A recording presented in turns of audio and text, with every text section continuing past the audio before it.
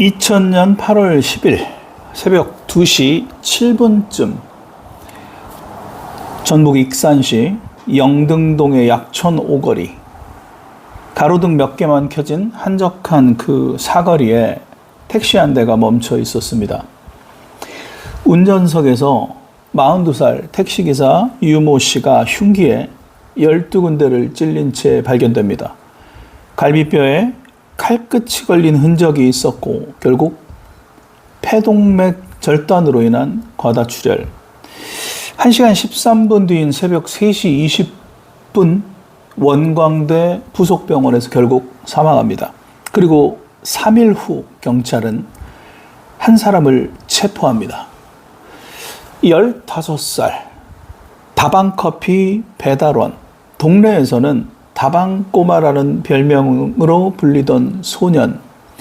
그 새벽에 오토바이로 약촌 오거리를 지나가다가 남자 2명이 뛰어가는 모습을 봤다고 신고했던 최초 목격자입니다. 최초 목격자가 사흘 만에 살인자가 됐습니다. 반갑습니다. 국내 1호 탐정 임병수입니다. 오늘부터 누명 3부작 시리즈를 시작하겠습니다. 그 첫 번째 사건이 바로 오늘 말씀드릴 익산 약촌 오거리 택시기사 살인사건입니다. 한 줄로 정리해보면 이렇습니다. 15살 소년이 살인 누명을 쓰고 10년을 감옥에 있게 됩니다. 진범은 따로 있어요. 그리고 그 진범이 자백까지 했는데 검찰이 풀어줍니다.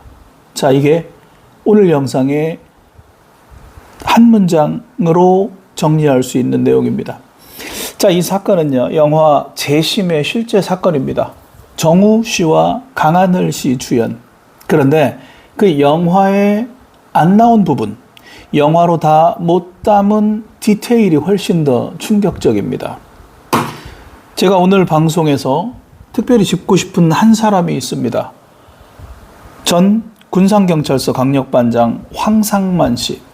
진범을 잡고도 검찰이 풀어주자 그 후로 1년 동안 자기 돈으로 수천 페이지짜리 수사 기록을 작성한 사람. 저는 이 황상만 반장님을 민간 탐정의 원형이라고 오늘 부르고 싶습니다. 왜 그런지 지금부터 1시간 동안 보여드리겠습니다. 자, 약촌 오거리로 가보겠습니다. 전북 익산시 영등동에 있는 5갈래 교차로입니다. 당시 익산은 도시와 농촌이 섞인 도농복합도시. 지금도 매우 큰 도시는 아니지요. 약촌 오거리는 시내권에 있던 평범한 사거리 또는 오거리였습니다. 그날 새벽 2시, 시내 한복판이지만 인적이 거의 없는 시간. 피해자 유모 씨, 당시 42세 택시기사, 2 아이의 아버지이자 한 가정의 가장. 새벽 3시 교대를 앞두고 마지막 손님을 받습니다. 그리고 새벽 2시 7분 유 씨는 무전기에 마지막 메시지를 남깁니다. 약촌 오거리에서 강도를 당했다. 부검을 해보니 흉기 자상이 모두 12군데, 그중 늑골 손상도 확인됐고 칼끝이 갈비뼈에 걸린 흔적도 나타납니다. 이 자상 패턴이 뒤에 진짜 범인을 특정하는 결정적 단서가 돼요. 자, 그날 새벽 약촌 오거리 인근을 지나가는 한 사람이 있었습니다. 15살. 중학교를 중퇴한 소년. 다방에서 커피를 배달하던 일을 했던 소년. 동네에서는 그를 다방꼬마라고 불렀습니다. 오토바이로 그 부근을 지나가다가 남자 2명이 뛰어가는 모습을 봤다고 합니다. 이 소년이 목격자로 경찰 조사를 최초 받습니다. 흔한 절차였어요. 그런데 사건이 발생한 지 사흘 뒤 익산경찰서는 이 소년을 피의자로 체포합니다. 경찰의 발표는 이랬어요. 최군이 택시 앞을 지나가다가 운전기사와 시비가 붙었고 갑자기 격분해서 오토바이 공구함에 있던 흉기로 유 씨를 살해했다는 겁니다. 그런데 이 소년이 사건 당시 입었던 옷과 신발에서는 단 한 방울의 혈흔도 발견되지 않습니다. 12군데를 찔러서 폐 동맥이 절단된 사람을 죽인 살인범의 옷에 혈흔이 없어요. 가능합니까? 사건 발생 후 사흘, 그 사흘 동안 무슨 일이 있었길래 목격자가 갑자기 살인자가 됐을까요? 그 사흘 동안의 강압 수사가 한 사람의 인생 10년을 빼앗습니다. 진짜 살인범이 17년 동안 자유롭게 만들게 된 강력한 실수이기도 합니다. 자, 듣다가 화가 나시더라도 끝까지 들어주십시오. 한국 사법사에서 다시는 일어나서는 안 되는 일이기 때문입니다. 최근에 체포된 직후 그를 데려간 곳이 경찰서가 아니었습니다. 익산 시내의 어떤 모텔, 형사들이 미리 잡아둔 방. 자, 이 모텔에서 형사들은 최근을 가운데 앉혀놓고 둘러앉습니다. 그리고 두꺼운 전화번호부 한 권을 그 앞에 툭 던져요. 여기서 진범을 찾아내라. 프리랜서 기자 박상규 씨가 나중에 전한 최근의 증언입니다. 속옷만 입은 상태에서 가운데 앉아있고 형사들이 나를 둘러앉았다. 그리고 갑자기 날 구타하기 시작했다. 일단 뺨을 한 대 맞았고 우리가 봤을 때는 네가 범인인 것 같은데 어떻게 생각해? 자, 이것이 최근의 증언이었습니다. 자, 일단 모텔에서 1차로 분위기를 잡은 이 형사들은 최근을 익산경찰서로 데려갑니다. 본격적인 강압수사의 시작. 일단 3일 동안 잠을 재우지 않아요. 발바닥을 경찰봉으로 때립니다. 멍이 잘 안 보이는 부위입니다. 몸에 흔적이 안 남는 폭행의 전형적인 방법이죠.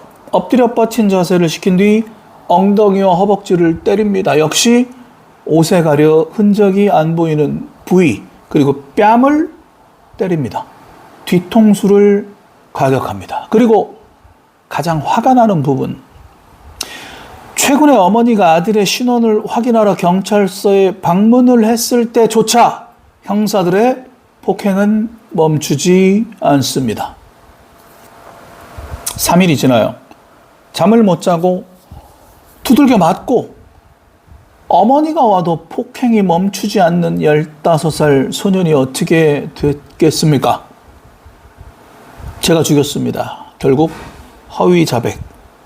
이 자백을 바탕으로 익산경찰서는 사건을 검찰에 송치했고 검찰은 그대로 강도살인 혐의로 이 소년을 기소합니다.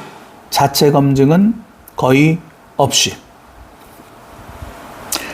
자, 시간이 좀 지나요. 2002년 2월 2일 오전 전주지방법원 군산지원 201호 법정에 선 16세 소년에게 징역 15년이 선고됩니다.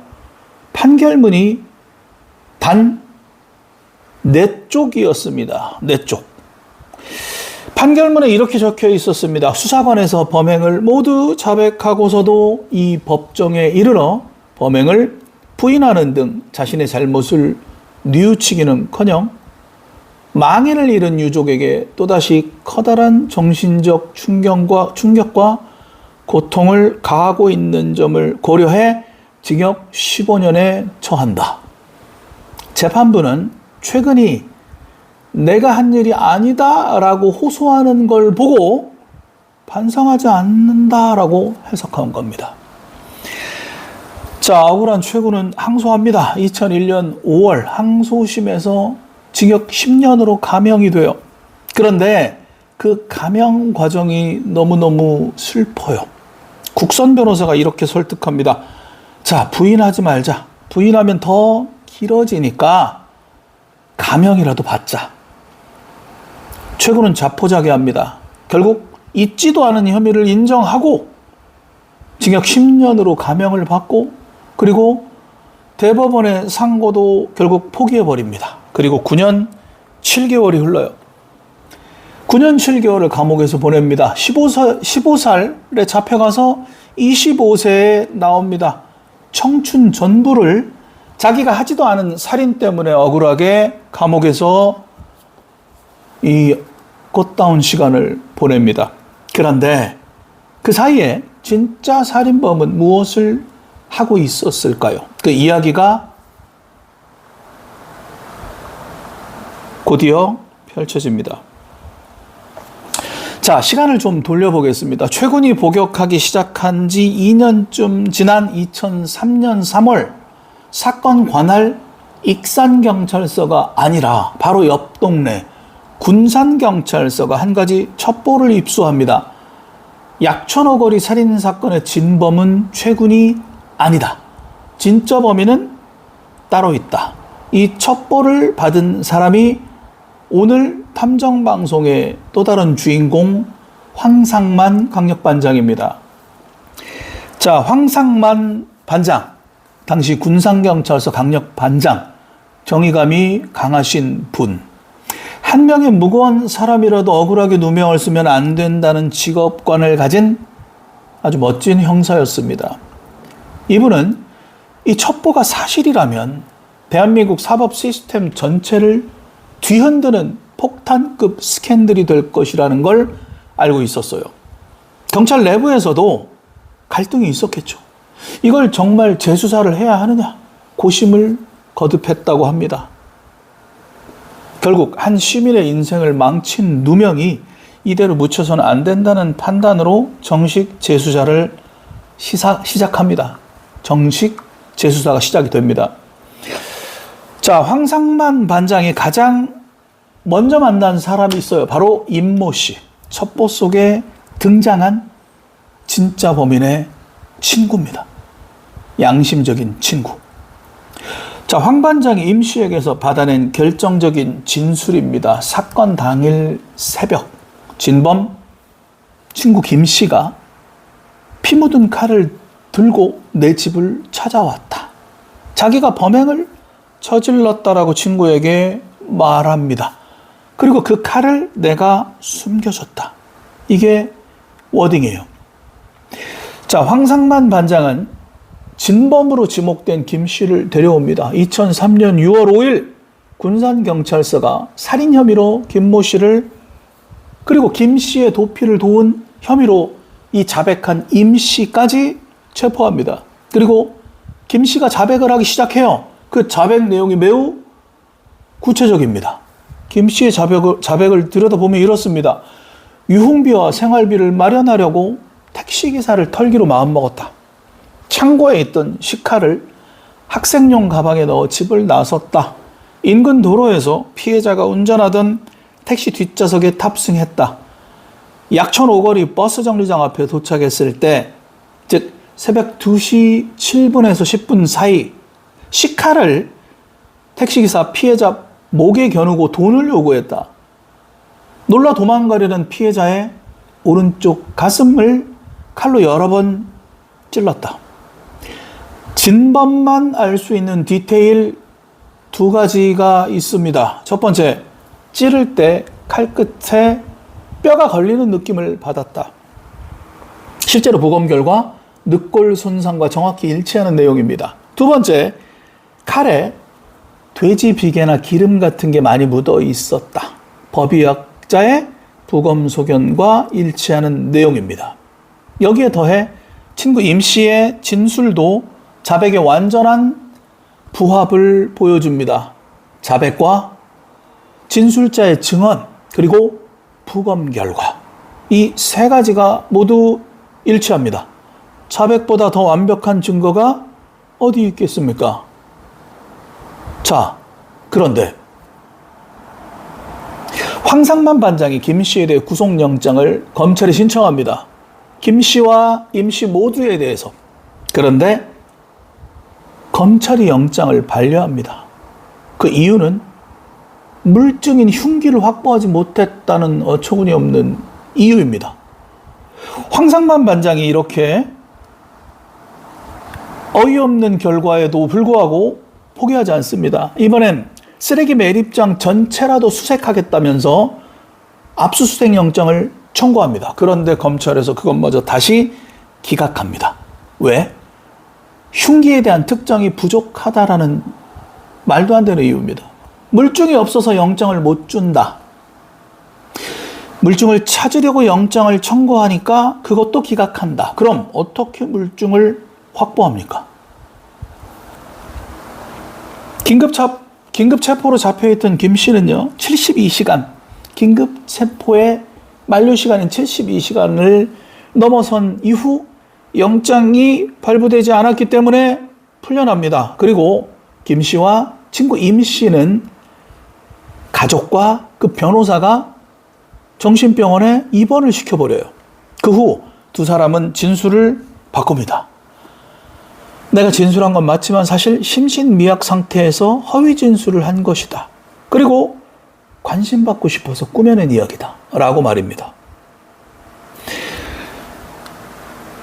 이혼한 부모님에게 충격을 줘서 재결합하게 만들고 싶었다는 게 진범 김 씨의 말도 안 되는 변명이었고요. 주변 사람들에게 친구가 무서운 사람이라는 인상을 주고 싶었다는 게 최초 진술했었던 임 씨의 변명입니다. 이해가 되십니까? 2006년 당시 담당 검사였던 김훈영 검사가 구체적인 물증이 부족하고 사건 관련자의 진술이 바뀐 점을 이유로 김 씨에게 최종 무혐의 처분을 합니다. 그리고 황상만 반장의 운명은 어떻게 됐을까요? 군산경찰서 강력반장에서 그 잘나가는 형사 자리에서 지구대로 좌천됩니다. 그리고 수사팀은 해체돼요. 자, 여러분들이라면 어떻겠습니까? 이러한 상황에서. 보통 끝내겠죠. 포기하고. 그럴 사람이 훨씬 더 많을 것 같습니다. 그런데 이 황 반장은 다르게 행동했어요. 황 반장은 약 1년 동안 자기 봉급을 쪼개서, 즉 자비로 이 사건의 수사 기록을 다시 작성합니다. 그 내용이 놀랍습니다. 수천 페이지에 달합니다.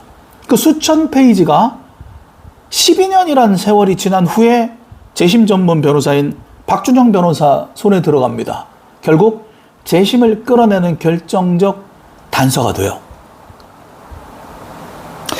검찰이 흉기가 없다는 이유로 진범을 풀어줬다라고 말씀드렸죠.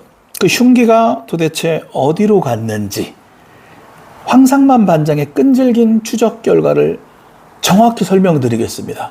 범행 직후 새벽 2시 10분쯤 진범 김 씨는 공중전화로 친구 임 씨에게 전화를 합니다.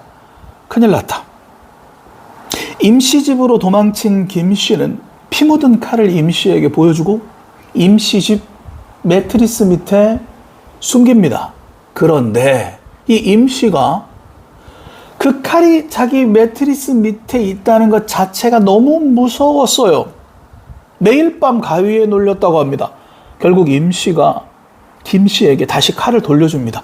이거 너희가 가져가. 나 무서워서 못 자겠어. 이렇게.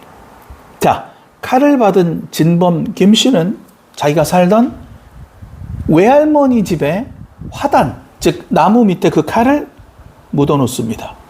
그러다가 그 김 씨가 땅에 묻혀 있으면 이게 누가 발견할 수도 있겠다라는 생각을 해서 다시 칼을 꺼내요. 꺼내서 외할머니 집 2층 올라가는 계단 밑에 숨깁니다. 시간이 흘러요. 김 씨가 그 집을 떠납니다. 외할머니도 이사를 합니다. 새 집주인이 이사 왔겠죠. 2층 계단 밑을 청소하다가 거기에 식칼 한 자루가 있는 걸 발견해요. 새 주인은 그게 어떤 칼인지 모르겠죠. 그냥 오래된 식칼 한 자루였겠죠. 그래서 쓰레기통에 버립니다. 그 흉기는 마지막으로 익산 쓰레기 매립장으로 흘러 들어갑니다. 황상만 반장이 이걸 다 알아내요. 자기 돈으로 친구들, 이웃들, 새 집주인까지 다 찾아내서 흉기의 이동 경로를 총 6단계까지 추적해 들어갑니다. 황 반장이 검찰의 쓰레기 매립장 전체를 수색하겠다면서 압수수색 영장을 청구합니다. 검찰의 응답은 흉기 특정이 부족하다, 기각. 이 영장만 발부가 되었어도 매일 입장에서 흉기가 발견됐을 가능성이 적지 않았겠죠. 진범은 잡혔을 거고 최고는 더 빨리 풀려났을 겁니다. 여러분. 진범의 친구, 그 자백을 처음 했던 임씨, 그 이후에 진술을 번복한 후에 정신병원에 입원했다가 다시 나온 임씨, 그 이후에도 계속해서 죄책감에 시달립니다. 결국 2012년이 되었을 때 임씨는 스스로 목숨을 끊어요. 진범 김씨가 처음 자백할 때 옆에 있었던 황 반장에게 결정적 진술을 했던, 그러나 진술을 번복했던 그 친구가 12년 뒤에 죄책감으로 세상을 떠난 겁니다. 자, 세월이 흘러갑니다. 덧없이 흘러가요. 2010년 봄이 됩니다. 억울했던 최구는 9년 7개월의 형기를 마치고 출소합니다. 15살에 잡혀가서 25살에 출소했습니다. 그런데 그 출소가 끝이 아니었어요, 여러분. 출소 직후 또 한 번의 충격적인 일이 벌어집니다. 근로복지공단으로부터 1억 4천만 원의 구상금 청구가 들어온 거예요. 사망한 택시기사 유 씨에게 지급된 산재보험금을 살인범으로 알려진 최군이 갚아야 한다는 청구입니다. 구상금 청구. 자, 자기가 죽이지도 않은 사람의 사망보험금을 갚아야 했습니다. 출소 직후 청년에게 1억 4천만 원이 어디에 있겠습니까, 여러분? 자, 이때 한 사람이 등장합니다. 바로 박준영 변호사. 자, 여러분 많이 아시는 분이죠. 박준영 변호사는 그 전부터 재심 사건을 전문으로 다루었던 변호사입니다. 사실 2007년 수원 노숙소녀 살인 사건이 첫 재심 사건이었어요. 그 후로 계속해서 재심 전문 변호사로 활동해 옵니다. 이 박 변호사가 출소한 최 씨를 설득합니다. 재심을 시도해보자. 진범이 따로 있다는 정황이 있다. 황상만 반장의 1년간의 수사 기록이 있다. 근데 그 억울해야 하는 최 씨가 처음에는 거부했다라고 해요. 9년 7개월 감옥에 있다 나와서 지긋지긋하겠죠. 또 법원 가는 게 너무너무 무서웠다라고 합니다. 그래도 박준영 변호사가 포기하지 않고 최근을 설득합니다. 황상만 반장의 끈질긴 자료가 또한 있었습니다. 결국 2013년 3월 최 씨가 광주 고등법원에 재심을 청구합니다. 그런데 또 한 번 검찰이 막아요. 광주 고법이 재심을 받아들이자라고 결정을 했는데 검찰에서 항고합니다. 이 항고를 대법원이 기각하는 데까지 2015년 12월, 즉 2년 9개월이 걸립니다. 즉 2년 9개월 동안 검찰이 막아섰다라는 얘기입니다. 자, 드라마틱한 일이 벌어집니다. 2015년 7월, 여러분 잘 아는 것처럼 태완이법이 통과돼요. 2015년 7월 태완이법이 통과가 됩니다. 결론은 2000년 8월 8일 태완이법이 통과됨으로써 2000년 8월 8일 이후 발생한 살인사건의 공소시효 15년이 폐지됐다라는 거예요. 다시 설명드리면 2000년 8월 8일 이전에 일어난 사건은 그 전에 살인사건의 공소시효 15년을 적용받아서 뭐 어떻게 할 수가 없지만 2000년 8월 8일 이후에 발생한 사건은 공소시효가 없어졌다라는 거예요. 즉 수사할 수 있다라는 겁니다. 여러분, 약천 오거리 사건은요 2000년 8월 10일에 일어난 사건입니다. 2000년 8월 8일 이후 단 이틀 차이로 태완이법에 적용을 받아요. 그래서 시효가 사라집니다. 자, 2016년 9월 25일이 됩니다. 재심 3차 공판. 한 사람이 증인으로 출석합니다. 박모 경위. 2000년 사건 발생 당시 익산경찰서 수사팀의 막내 최군을 모텔로 데려간 형사가 형사들 중에 한 명이었다 본인이 라고 증언합니다. 여관 즉 모텔 조사가 있었다는 사실은 인정합니다. 최군을 이 15살짜리 아이를 형사들이 모텔에 데려가서 조사했다라는 건 인정하지만 폭행은 하지 않았다라고 부인합니다. 여관 조사가 있었다는 인정만으로도 사실 강압수사의 핵심 증거가 돼버립니다. 그러나 임의동행 절차 위반이 공식적으로 증언된 거니까요. 임의동행이 아니라 경찰서가 아닌 모텔에 가서 형사들이 둘러앉혀놓고 강압수사를 했다라는 증거가 나오기 시작한 겁니다. 이 박모 경위는요, 이후 이 증언을 마치고요, 9월 28일 새벽 자택에서 자살합니다. 향년 44세. 문자 메시지로 가족에게 이런 내용을 남깁니다. 괴롭다. 죽고 싶다. 먼저 가서 미안하다.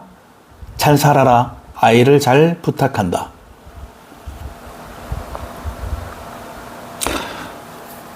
정작 최군에게 폭력을 휘둘렀던 선배 형사들은 그중 일부는 아직 현직에 있는 사람도 있습니다. 그들은 사과하지 않았어요.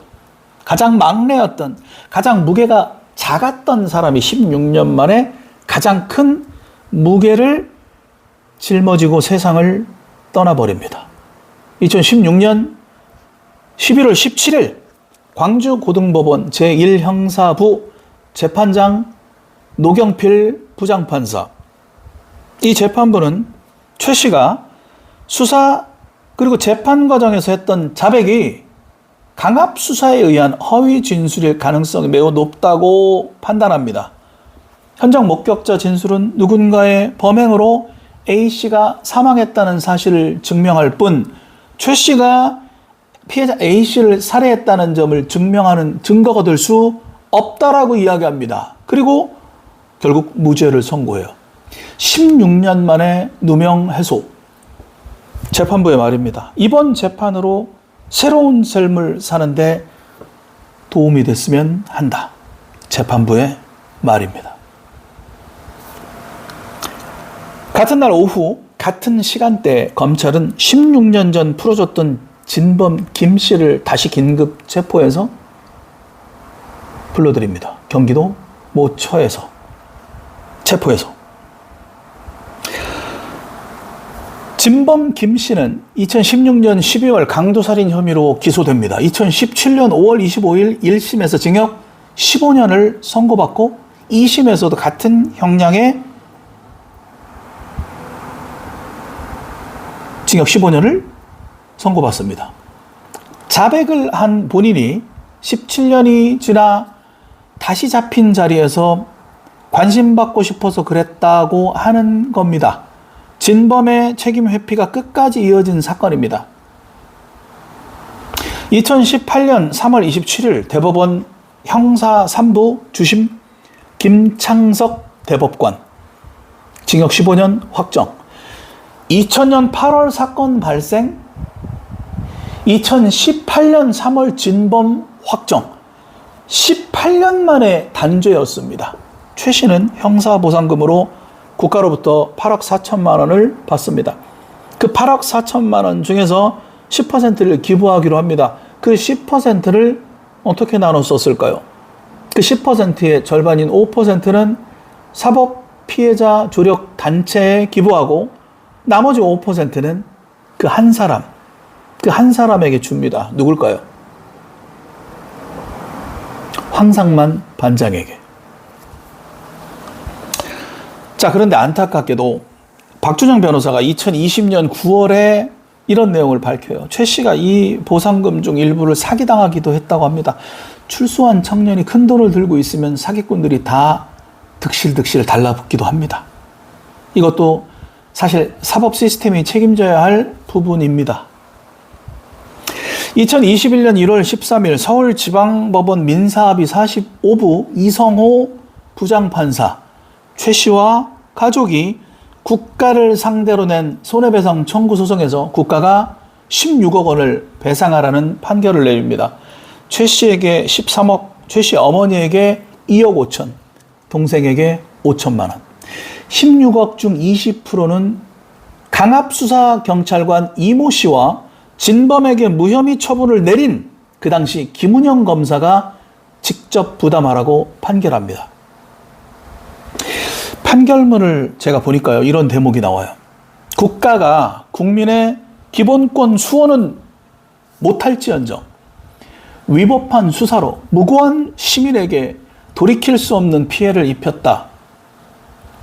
이 사건과 같은 불법 행위가 다시는 저질러서는 안 된다는 경각심을 갖게 할 막중한 필요가 있다.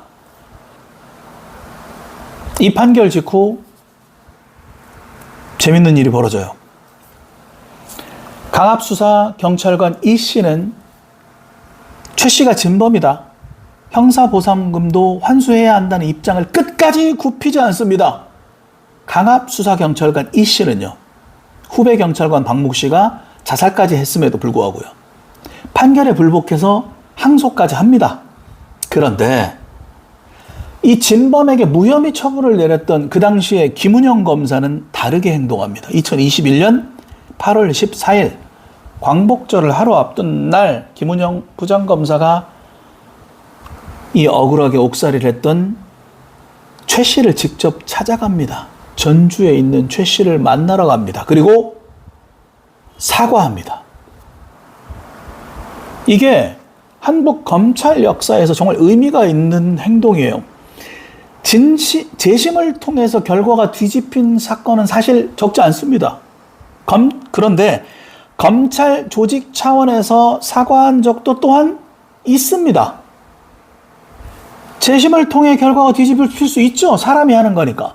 검찰 조직 차원에서 유감이다 이렇게 사과한 적도 당연히 있습니다. 그런데 그 처분을 직접 내린 해당 검사 개인 본인이 그 조직의 그늘에 숨지 않고 본인이 직접 피해자를 직접 찾아가서 사과한 것은 대한민국 검찰 역사에서 이 김은영 검사가 처음입니다, 여러분.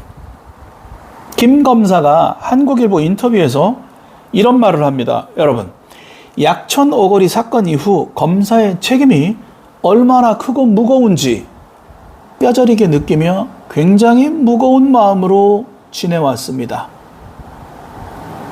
자, 김은영 검사는 인터뷰 내내 이 무게라는 단어를 반복했습니다. 처분의 무게, 서명의 무게, 책임의 무게. 그리고 김은영 검사는 이렇게 말합니다. 사실 2006년 처분 이후 전국 검찰청에서 매일매일 쏟아지는 사건에 파묻혀 정신없이 살았습니다. 그러다가 이 사건의 재심 소식을 들었습니다.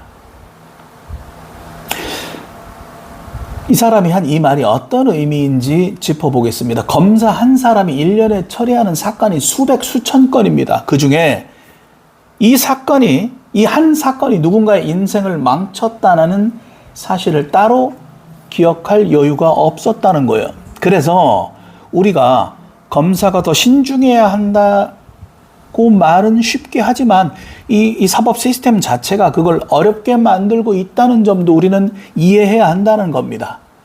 김 검사의 사과는 그래서 더 의미가 큽니다. 시스템의 무게에 묻혀있던 한 사건을 15년이 지나서 다시 꺼내서 책임진다는 그 말, 매우 의미가 있습니다. 두 가지를 짚어드리고 싶어요. 마지막으로. 첫 번째, 모든 검사가 김은영 검사처럼 사과할 수 있는 건 아니라는 점. 박범계 당시 법무부 장관이 이 사건을 두고 매우 용기 있는 일이다라고 표현한 게 그래서 그런 겁니다. 두 번째는 그래도 사과의 진정성을 두고 비판도 있었다는 점을 아울러 같이 말씀드리겠습니다. 박준영 변호사 본인도 수사의 책임자들 문책하지 않고 영전한다는 것은 사건의 사과의 진정성에 의문을 갖게 할 수밖에 없는 상황이다 라고 비판한 바 또한 있습니다. 이 내용도 함께 짚어드리는 게 맞다고 생각합니다. 자, 2021년 12월 15일이 됩니다.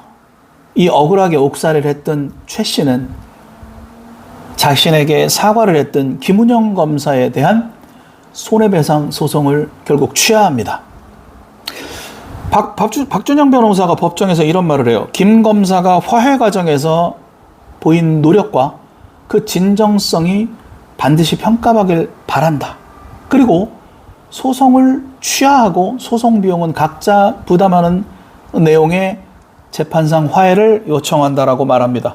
김 검사가 1심 패소 판결에 대해 항소하기 전 원고 측에 전화를 걸어 사과의 뜻을 밝힌 만큼 그 노력을 받아들이겠다라는 겁니다. 그러나 비판도 있어요. 일부 시민들은 15년 만에 사과 한마디에 소송을 취한다는 점은 온전치 않다, 맞지 않다라는 비판도 있습니다. 이 비판도 정당한 비판이다라고 일견 생각합니다. 자, 2022년 8월 24일 이 강압 수사를 벌였던 경찰관 이 씨도 결국 최 씨에게 사과합니다. 최 씨는 이 씨에 대한 소송마저 취하합니다. 2000년 사건이 발생하고 2022년 모든 소송이 종결됩니다. 그 세월은 정확히 22년. 15세 소년이 살인 누명을 쓴 사건 발생 22년 만에 모든 소송이 종결됩니다. 이 사건에서 결정적인 사람 한 명만 꼽으라면 망설임 없이 전 황상만 반장님을 뽑겠습니다. 황상만 반장이 군산경찰서 강력반장 시절에 한 일은 경찰 시절이었기 때문에 그건 경찰의 일이었습니다. 첩보를 입수하고 친구 임 씨의 진술을 확보하고 진범 김 씨의 자백을 확보하고 영장을 청구하고 이러한 일들은 그 당시에 경찰 신분으로 했던 경찰의 일이었습니다. 그런데 검찰이 영장을 2번이나 기각하고 황 반장이 강력반에서 지구대로 좌천되고 수사팀이 해체된 그 시점부터 그 사람이 한 일은 더 이상 경찰의 일이 아니었습니다. 자기 돈으로, 자기 시간으로, 자기 인생을 걸고 1년 동안이나 무려 수천 페이지의 수사 기록을 작성했습니다. 그건 경찰의 일이 아니라 민간 탐정의 일이었습니다. 여러분. 황 반장이 정년 퇴직을 한 이후에 이 사건에서 그래도 손을 놓지 않습니다. 진범 김 씨가 다시 재판을 받게 되니까 황 반장이 그 1년치 자비 수사 기록을 토대로 진범 재판 과정에 직접 증인으로 출석을 합니다. 2016년 9월 22일 재심 증언을 위해 광주고등법원에 출석한 최 씨와 황 반장이 16년 만에 다시 만납니다.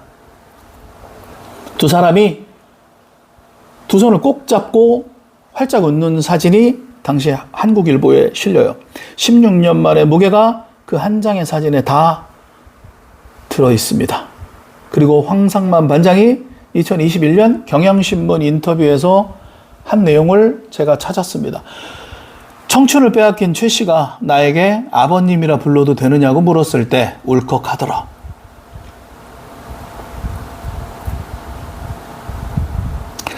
자, 이 한 문장에 25년의 무게가 다 들어 있습니다. 15살에 잡혀가서 25세에 나와서 30대가 된 청년이 자기를 살린 그 형사를 16년의 시간을 사이에 두고 아버님이라고 부르고 싶었다는 겁니다. 그리고 같은 인터뷰에서 황 반장님이 또 이런 얘기를 한 거를 봤어요. 국민 인권을 말하는 사람들이 정작 누군가의 인권을 묵살하고 짓밟아버리는 행위는 영원히 사라져야 한다. 저는 이 말씀하신 두 마디가 약촌 오거리 사건의 진짜 결론이라고 봅니다. 아버님이라 불러도 되느냐는 그 사람이 살린 한 청년의 마음이고 인권을 짓밟는 행위는 영원히 사라져야 한다는 그 그 사람이 평생 지키려 한 원칙입니다. 자, 이런 사람이 한국에 있었고 지금도 있다는 사실. 그게 이 사건에서 우리가 가져야 할 가장 큰 그리고 정말 다행인 메시지입니다. 황상만 반장이 같은 인터뷰에서 한 말이 또 있어요. 지금 검찰은 많이 달라졌다라고 생각합니다. 전에 수사할 때는 진범을 잡아놓고도 검사와 한 번도 통화한 적이 없었는데 이번엔 교류를 많이 했어요.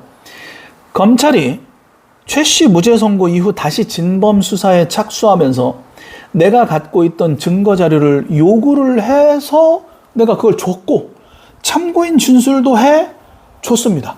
진범 검거를 놓고 검찰과 원팀으로 움직이기도 했습니다. 많은 변화가 있었다는 거예요.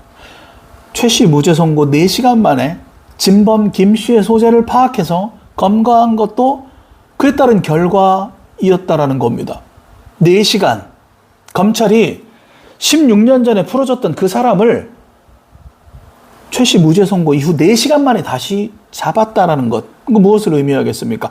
검찰이 달라졌다라는 것. 사법 시스템도 사람도 달라질 수 있다라는 것. 그러려면 누군가가 이 1년 동안 자기 돈으로 수천 페이지의 수사 기록을 써놓고 12년을 기다려줘야 했었다라는 것.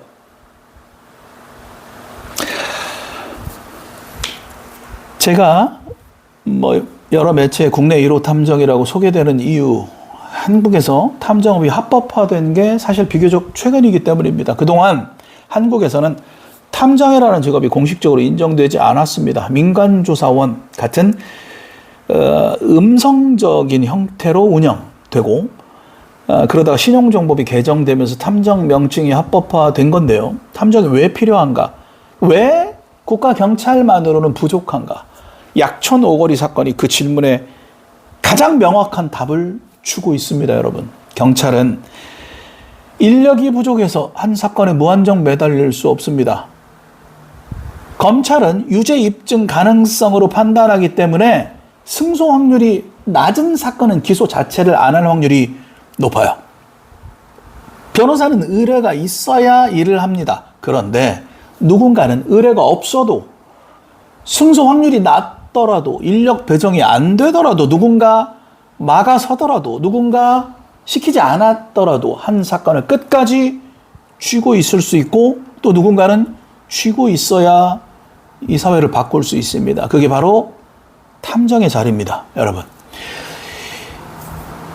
영화 재심 2017년 2월 15일에 개봉했는데요. 김태윤 감독, 정우 씨와 강하늘 씨가 주연했고 흥행했고 손익분기점 165만을 넘기고 성공했습니다. 사건을 대중에게 알리는 데도 큰 역할을 했습니다. 그런데 황상만 반장이 시사회에 초대받아서 영화를 보시고 한마디 했다라고 합니다. 영화를 이따위로 만들어. 결국 황 반장도 유퀴즈에 출연을 했다라고 해요. 2020년에. 자, 근데 그렇게 이야기한 이유는 영화에서는 박준영 변호사 모티브의 이준영 변호사가 거의 모든 일을 한 것처럼 그려지는데 황 반장이 직접 한 그 1년의 자비 수사는 영화에서 빠졌다는 거예요. 유퀴즈에 출연했고 그 이후에 다행히 그 다음 2020년 10월 7일 채널A 아이콘택트에도 출연합니다. 이 채널A 아이콘택트는 저도 출연을 2번이나 했어요. 5월에 한 번, 8월에 한 번. 자, 여기에 이 눈 맞춤하는 그런 프로그램인데 아이컨택트에 박준영 변호사와 함께 출연을 합니다. 그러니까 박준호 변호사는 그 자리에서 카리스마 넘치는 모습이었고 아무리 오래된 사건도 결국 진실은 밝혀진다. 저는 침묵의 의미를 눈 맞춤의 힘이 어마어마하다는 걸 잘 알고 있다. 그런데 박 변호사 앞에 한 사람이 나타납니다. 이 프로그램에서 황상만 전 군산서 형사. 약촌 오거리 사건의 진짜 주인공. 민간 탐정의 원형. 그 순간 박 변호사가 눈짓 한 번에 제압당합니다. 그리고 거듭 고개를 숙이면서 정말 죄송합니다. 정말 죄송합니다. 합니다. 이유는 단 하나였어요. 지금 좀 전에 말씀드린 대로 영화 재심에서 황 반장의 비중이 너무 작아져서 마치 모든 사건을 박 변호사가 했던 것처럼 그려졌기 때문입니다. 박 변호사 본인의 잘못이 아니었지만 박 변호사는 그 책임을 자기가 질 듯이 사과한 겁니다. 저는 이 장면을 굉장히 좋아해요. 왜냐? 이게 진짜 팀플레이, 동료의 모습이라고 생각했습니다. 자기가 받은 영광의 일부가 사실은 다른 사람의 몫이었다는 걸 알았을 때 그걸 운이 좋았다고 그냥 넘기지 않고 직접 그 사람을 찾아가서 고개를 숙이는 사람. 한국 사회에서 흔치 않은 모습입니다. 그리고 박준영 변호사가 이야기를 짧게 더 짚어보겠습니다. 박준영 변호사 이야기를 추가적으로 짚어보겠습니다. 2007년 수원 노숙 소녀 사건이 첫 재심이었고요. 이후 약촌 오거리 사건, 삼례 나라 슈퍼 사건, 청산가리 막걸리 살인, 진도 저수지 추락 사건, 김신혜 사건, 부산 엄궁동 사건까지 한국 재심의 길 자체가 된 변호사입니다. 2021년 KBS 대화의 희열 3탄 시즌 마지막 회에서 박 변호사가 이런 말을 했어요. 사람들이 함께 공생할 수 있는 힘은 바로 측은지심이다. 단 한 푼의 수임료도 받지 않고 재판에 서다 파산 위기까지 간 변호사. 그리고 가장 최근입니다. 2026년 3월 경향신문 인터뷰에서 박 변호사가 이런 말을 해요. 재심 사건을 맡으면서 과거 수사 재판 과정에서 법 왜곡 사례를 너무너무 많이 봤다. 그러나 법 왜곡죄 법안에는 그러나 반대한다. 왜? 남용 가능성이 너무 반대로 크기 때문이다. 자기가 가장 피해를 본 분야에서도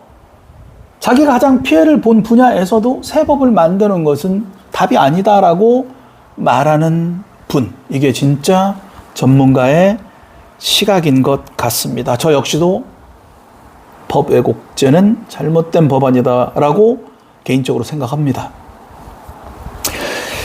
그리고 박 변호사가 작년부터 검찰개혁 자문위원회에 합류해서 활동을 하고 있어요. 올해 1월 14일 박 변호사가 페이스북에 이런 글을 올립니다. 서양 법원에 어려운 사건이 나쁜 법을 만든다는 말이 있다. 올리버 웬들 홈스 미국 전 연방 대법관은 이를 조금 바꿔 큰 사건이 나쁜 법을 만든다고 했다. 사회적 관심이 압도적으로 쏠린 사건에 매몰이 된다라면 정작 본질을 놓친 채 판단이 왜곡될 수도 있다는 경고이다. 저는 이 글을 보면서 정말 많은 감동을 받았어요. 자, 이 말씀하신 발언이 또한 오늘 말씀드린 약촌 오거리 사건의 본질을 완벽하게 꿰뚫고 있는 말이다 라고 저는 생각합니다. 2000년 8월 그 사건은 매우 큰 사건이었습니다. 택시기사가 12군데를 찔린 사건이 시외곽이 아니라 시내권 한복판에서 벌어졌으니까요. 그 큰 사건의 압력 때문에 빨리 범인을 잡아야 한다는 사회적 관심 때문에 경찰은 가장 가까이에 했던 15살 다방 꼬마에게 누명을 씌웠습니다. 검사도 그걸 거의 검증 없이 기소했습니다. 판사도 불과 4페이지짜리 판결문으로 이 아이에게 징역 15년을 선고했습니다. 큰 사건에 매몰돼서 본질을 놓친 전형적인 안타까운 사건이었던 겁니다. 박 변호사가 평생 본 게 바로 그겁니다.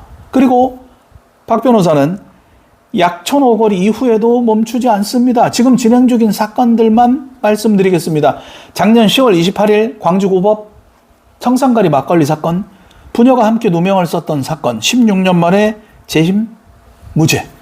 작년 10월 30일 수원지법 형사 15부 윤동일 사건, 형 윤동일 씨는 고문 후유증으로 2019년에 26세 나이로 돌아가셨고, 동생 윤동기 씨가 박 변호사 도움으로 28년 만에 재심을 청구해서 무죄를 받습니다. 올해 1월 21일 진도 저수지 사건 박 변호사가 직접 변론합니다. 수사기관의 선입견으로 인한 오판으로 주장합니다. 그런데 정작 사건 본인은 재심 개시 결정 이후 급성 백혈병으로 돌아가십니다. 그 가족을 위해 박 변호사가 계속 싸우고 있는 거예요. 그리고 다음 사건도 준비 중입니다. 페스카마호 선상 살인 사건입니다. 박 변호사가 중앙일보 인터뷰에서 재심 준비 중이라고 밝힌 사건입니다. 그리고 이틀 후 2026년 6월 12일 지금입니다. 박 변호사는 대전 동아마이스터고에서 청소년들을 만납니다. 그 주제가 지혜, 용기, 절제를 아우르는 정의입니다. 학생들에게 정의가 무엇인지를 직접 말해주러 갑니다. 두 분은 박상규 기자와 함께 지연된 정의, 백수 기자와 파산 변호사의 재심 프로젝트라는 책도 같이 냈습니다. 약촌 오거리 사건이 그 책의 한 챕터로 들어가 있더라고요. 챕터 제목이 이렇습니다. 그들은 왜 살인범을 풀어줬나?입니다. 이 책 제목이 오늘 방송의 메시지를 가장 정확하게 표현합니다. 지연된 정의. 정의가 사라진 게 아닙니다. 단지 지연됐을 뿐입니다. 그리고 그 지연을 줄이는 일, 그게 박준영 변호사가, 그리고 황상만 반장이, 그리고 박상규 기자가 평생 해온 일입니다. 우리가 사법 시스템에 분노할 때 그 분노로 새 법을 만드는 것보다 그 시스템의 빈틈을 메우는 사람을 만드는 것이 더 빠른 길일 수도 있습니다. 황상만 반장 같은 사람, 박준영 변호사 같은 사람, 그리고 외람되지만 저 같은 탐정.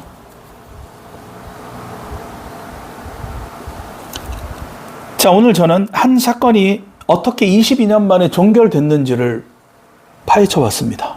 15살 다방 꼬마가 살인 누명을 썼고 진범이 자백했는데 검찰이 풀어줬고 한 형사가 1년 동안 자기 돈으로 수사 기록을 작성했고 그 기록을 박준영 변호사가 다시 살려냈고 박모 경위가 양심의 무게에 무너졌고 김은영 검사가 한국 검찰 사상 최초로 직접 피해자에게 사과했고 결국 22년 만에 가해자와 피해자가 화해했습니다.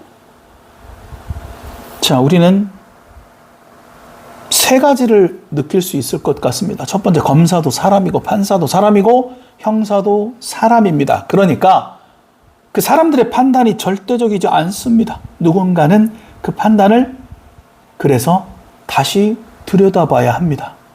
두 번째는 그 누군가가 시스템 안에 충분하지 않을 때 시스템 밖에 누군가가 그 자리를 메워야 합니다. 황상만 반장이 그랬고 박준영 변호사가 그랬고 박상규 기자가 그랬습니다. 그리고 세 번째, 그 시스템 밖에 누군가 중에는 이제부터는 저 같은 탐정도 있어야 합니다.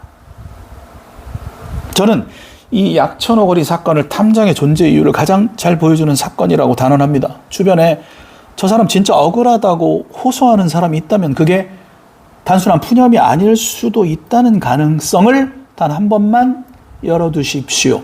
그리고 그 호소가 어디로 갈지 모르겠다면 박준영 변호사 같은 재심 전문 변호사, 시민단체, 그리고 외람되지만 저와 같은 탐정에게도 도움을 요청하시길 바랍니다.